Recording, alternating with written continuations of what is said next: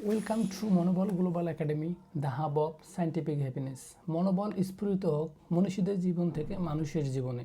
মনোবল স্ফুরিত হোক মনীষীদের জীবন থেকে মানুষের জীবনে। বিশ্বনন্দিত লেখক মাইকেল এইচ হার্ট কর্তৃক রচিত তার বিশ্ববিখ্যাত গ্রন্থ বিশ্বের শ্রেষ্ঠ 100 মানুষের জীবনীর উপর ধারাবাহিক কন্টেন্ট পরিবেশনা আপনাদেরকে সবাইকে অভিনন্দন। আজকের পর্ব আছে Leo Tolstoy. Lev Nikolayevich Tolstoy 9 September 1828 খ্রিস্টাব্দে ইয়াসনায়া পোলিয়ানা, রাশিয়ায় জন্মগ্রহণ করেন। তিনি পরিচিত হন একজন উপন্যাসিক, দার্শনিক এবং নৈতিক চিন্তাবিদ হিসেবে। লিও টলস্টয় ছিলেন রুশ সাহিত্য ও বিশ্ব সাহিত্যের সর্বশ্রেষ্ঠ লেখকদের একজন। মানব জীবনের গভীর নৈতিক সংকট, প্রেম, যুদ্ধ, শান্তি ও আত্মসংগ্রাম নিয়ে তিনি লেখেন।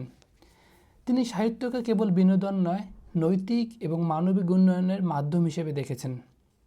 তার অমর সৃষ্টি ওয়ার অ্যান্ড পিস এটি সর্বকালে সর্বশ্রেষ্ঠ উপন্যাস হিসেবে পরিচিত এবং রাশিয়ার মানুষের জীবন এবং সংগ্রাম নিয়ে লিখিত।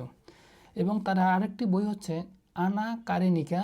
তার সন্তান যখন মৃত্যুবরণ করে তার শোককে ভুলতে গিয়ে তিনি এই শোকটাকে শক্তি হিসেবে এই উপন্যাসটি লিখেছেন, মহাকাব্যটি লিখেছেন। পরবর্তীতে তিনি আধ্যাত্মিকতা, অহিংসা, সত্য এবং সাধারণ জীবনযাপনের পক্ষে অবস্থান নেন, যা তার চিন্তাকে মহাত্মা গান্ধীর জীবনে অনেক প্রভাবিত করেছে। আমরা জানি যে তারপর তিনি মাছ মাংস খাওয়া, মদ থেকে শুরু করে ধূমপান সব কিছু ছেড়ে দেন এবং আধ্যাত্মিকতার দিকে চলে যান। আমরা দেখি এবং ব্যক্তিগত জীবনে লিও টলস্টয় অনেক আঘাত, আত্মীয় স্বজনকে হারিয়েছেন, সন্তানকে হারিয়েছেন, ফুপুকে হারিয়েছেন। তখন তিনি আধ্যাত্মিকতার দিকে বেশি ঝুঁকে দেন এবং তিনি উপলব্ধি করলেন এই জীবনটা আসলে জীবন না, এই আধ্যাত্মিকতা ছাড়া জীবনে কোনো কিছু নাই, এই জীবনে কোনো কিছু আমরা নিয়ে যেতে পারবো না। আমাদের অধিকাংশ মানুষ এশিয়ান মানুষের জীবনের সাথে অনেক মিল আছে। ব্যক্তিগত জীবনে টলস্টয় বিলাসিতা ত্যাগ করে সাধারণ জীবনের মানুষের মতো জীবনযাপন করতেন এবং জীবনের বেশিরভাগ সময় তিনি আত্মিক শান্তি এবং নৈতিক সত্যের অনুসন্ধানে নিজ গৃহে ত্যাগ করেন।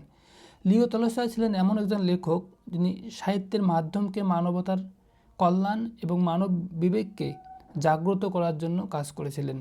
এবং তার জীবদ্দশায় আমরা দেখি তার সন্তান মারা যায়, তার ফুপু মারা যায়, আত্মীয় স্বজন মারা যায়, কিন্তু তিনি তার এই শোকটাকে শক্তিতে পরিণত করেছেন। আসলে মহামনীষীদের জীবনী, মহামানবদের জীবনী আমরা যত পড়ি তত রোমাঞ্চিত হই এবং তাদের জীবনকে তারা বাধা মনে করেননি, বরঞ্চ বাধাকে শোককে শক্তিতে রূপান্তর করে জীবনকে পরিচালনা করেছেন। সবাইকে অনেক ধন্যবাদ।